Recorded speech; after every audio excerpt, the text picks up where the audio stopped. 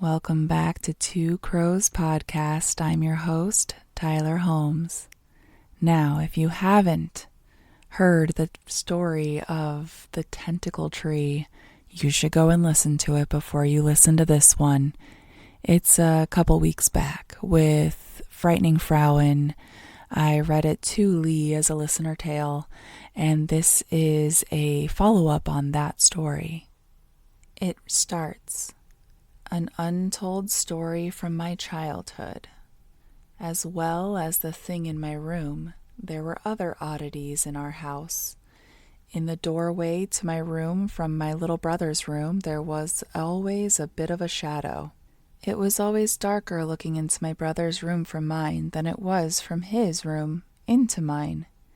The obvious answer to that was light, perhaps, but the shadow would part like a curtain as you walk through it. It was several inches thick, but it existed one way, only from one direction, should you go through it, and turn around and the path is clear. In reverse, it's clear going into my room, but turning around, and it's like a soft mist clouding your way through the entire doorway depth. I didn't think anything of this at 12, but I became curious around 15.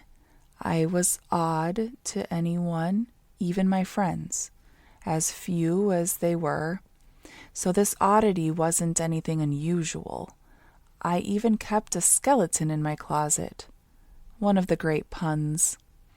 I would hang up the Halloween decoration skeleton in the back right side of my closet, go digging, and you would find the skeleton in my closet. It kept people from asking questions. A Halloween skeleton hiding the actual skeletons in my closet is the perfect pun. So, finding a cold spot in the center where the thing lived and a permanent one-way shadow through the door was just extra eccentric things that followed me. I also enjoyed electricity. AC or DC, I always drew power from batteries. I stuck my fingers in light sockets, enjoyed the buzz of electricity. This would be important in later years, as I was just odd. Everything around me was odd. And yet, there was always something even odder. In the doorway, the shadows occasionally coalesce into shapes. Almost always an old woman made of shadow, dressed in a robe of shadow, the face cloaked in a hood of shadow. There she would stand and watch me, turning this way and that as I moved across the room. The morning after my illness, she pled with me, using her hands to speak. Something had disturbed her. The night after graduation, when I didn't drive off the cliff as I wanted to, she held her hands about herself, hugging her body and swaying. And the day I met my first wife in 8th grade, she screamed at me silently. She pleaded with me between screams. Though I could not understand her hand movements, I could feel her emotions. Each time my brother nearly killed me, she wept, because there had been hundreds of escapes over the years we spent together. I told her all my secrets. I shared with her all my pain, my joy, everything. No one else knew my secrets, as she did. The day I showed off the ability to push some of the less intelligent members of the class, everyone thought it was just a coincidence, an act, or perhaps my ability to read his body language. Everyone thought it was a joke, until the one I pushed the most, Andrew, absently put his hands through a window while others were trying to get my secret for the trick. I was around the corner, out of sight, but I screamed in pain instead of he. I had people stop him from leaving, and everyone but one person shunned me thereafter. She knelt at my side and cried with me, and she knew my greatest secret of all, that I was living my second life. But that is another story. Well, now, kind sir, we need to know that other story. Why are you holding out on us? I really enjoy these listener tales. If you have one you want to share, please send it in. Now, when I was a little girl, I would sit up at my dad's house and I just knew that I was not alone. I didn't know what was there and it didn't feel evil, but it was unnerving. I remember one day my grandfather took me to see a movie he was not supposed to take me to see because it was scary. It was actually the X-Files movie. When I got home, my father knew I was not going to sleep that night because I already had trouble sleeping in his house, and he was very right, but I didn't want him to know that. So I remember something in my room was what didn't feel right, so I kept leaving my room, hoping whatever it was would go away. So I would pace around the house. I don't even know how many steps I took that night, but I would hear noises coming from my room. I kept hearing them all night, and then when I finally heard my dad get up in the morning, I rushed back to my room and slid the door closed very quietly and got into my bed. I did not sleep a wink that night. The next week that I was at his house, I remember being in my room and my blanket sliding off of me super slowly. Nothing had come in my room. I had not fallen asleep yet, and I just remember the feeling of my blanket creeping down my body. I grabbed it with my hands. My fingers clenched on it, and I could still feel it tugging down, down, down, and I didn't know what to do because between me and the door was the bottom of my bed, and that's where the entity felt like it was. I just sat there. I sat there scared.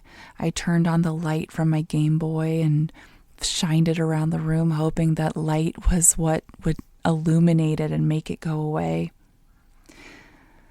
As quickly as it was there, terrorizing me, pulling my blanket off of me, it was gone, and I felt it leave. I felt it go away, and maybe the light was what it was.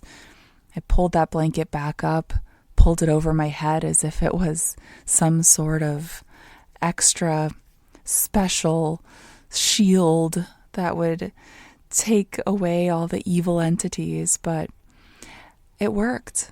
I finally fell asleep that night, more so than after the whole debacle with the X-Files movie, and nothing happened that night. But that was not the last time that the creature wanted to take away my shield. Now, at my mother's house, I also felt things, but they were different. They didn't feel human. They felt animalistic almost. And I would feel things pacing around her house, feel them brush up against my leg, feel them come up against my cheek at night. They didn't feel wrong. They didn't feel evil. They felt comforting. But on the days where things were particularly rough and there was a lot of noise in the house and aggression, things would change. There would be a more evil entity that lurked around the corners of her home. It would chase you down the hallway. It would pierce down into the darkness, into your soul. It was different. It wasn't the same as the creatures that typically protected you. And those would seem to vanish when this one would come to light. Or shadow. Like I said, I always had a really hard time sleeping. And a lot of times what I would do when I couldn't sleep at night was either read or clean. I reorganized my mom's kitchen constantly, and it would drive her insane because she said it wasn't usable the way that I would clean it. I made it look like a model home when I would clean things, and they weren't necessarily having items out on the counter where you could get them that you use frequently. I would decorate it and make it look nice. And I found a sense of joy in that and seeing the difference between how it looked before and after I started on it.